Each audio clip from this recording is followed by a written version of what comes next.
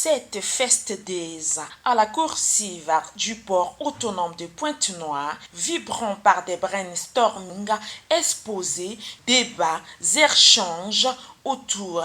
des panels et tables rondes de l'industrie portuaire ce 5 novembre 2025, qui est d'ailleurs l'ouverture officielle exécutée par le Premier ministre chef du gouvernement Anatole Koliné Makosso, et c'est une journée à marquer d'une pierre blanche pour les microcosmes du port autonome de Pointe-Noire de Séraphin Bala, qui accueille le 45e rendez-vous annuel de l'AGPAOC et la 20e table ronde des directeurs généraux de port, ainsi que les experts portuaires venus des 4 coins de l'Afrique pour promouvoir le développement des ports maritimes qui sont des acteurs clés dans la chaîne logistique mondiale, car ils assurent la connectivité des entreprises et ils contribuent au développement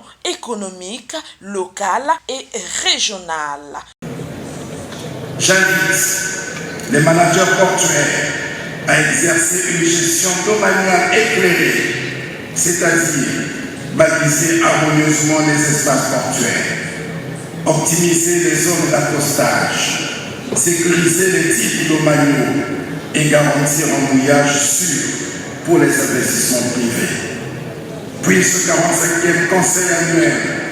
de la GPAOC être la houle porteuse d'une nouvelle ère de coopération et d'efficacité portuaire. C'est sur ces mots pleins d'espoir que je déclare officiellement ouvert, au nom du président de la République, les travaux du 45e conseil annuel de la GPAOC et de la 20e table ronde des directeurs généraux. Plein succès à vos travaux, je vous remercie. Pointe-Noire, avec un port important en Afrique centrale d'une capacité d'accueillir des méga-navires, est donc l'outil vital pour le développement économique du pays, comme le dépeint Evelyna Tchitchele, maire de la ville de Pointe-Noire. Durant les 4 prochains jours, ces assises vont placer la ville de Pointe-Noire sous la rampe des projecteurs nationaux et internationaux, la positionnant comme un carrefour de réflexion, de propositions et d'initiatives à l'aune des ambitions légitimes des acteurs urbains, portuaires et de leurs partenaires dans le monde entier. Mesdames et messieurs, distingués invités, d'un point de vue historique, les ports et les villes ont toujours entretenu des relations fortes et étroites. En effet, dès l'Antiquité, les premiers échanges commerciaux ont permis l'essor des cités portuaires, où villes et ports ont été étroitement liés dans leur développement respectif. Ces villes portuaires sont devenues au fil du temps des nœuds commerciaux et économiques du transport des marchandises. Mesdames et messieurs distingués invités, la ville de Pointe-Noire n'a pas échappé à la règle, car elle s'est développée autour et grâce à son port qui a façonné sa croissance économique et son identité. Fondée en 1883, la ville de Pointe-Noire, située à l'emplacement d'un ancien village de pêcheurs en Luango-Njiji, a vu sa population s'accroître considérablement avec l'essor du port maritime devenu le pilier du transport et de la logistique de la République du Congo,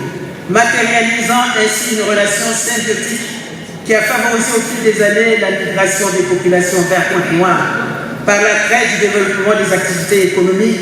faisant aujourd'hui de la ville de Pointe-Noire la capitale économique du Congo, tandis que le port est devenu le centre névralgique de l'économie congolaise, grâce notamment aux réformes initiées par son Excellence, Monsieur le Président de la République, Denis Sassou Nguesso, chef de l'État. Ces échanges permettront d'optimiser, de dynamiser les processus de la bonne gestion des ports et permettra également de réduire les faiblesses, car un port bien géré est un port connecté, adapté à la satisfaction des interlandes.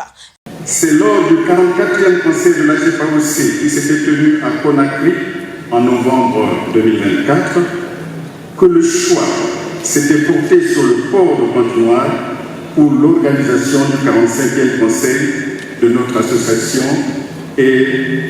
de la 20e table ronde des directeurs généraux sur le thème « Réinventer la gestion domaniale portuaire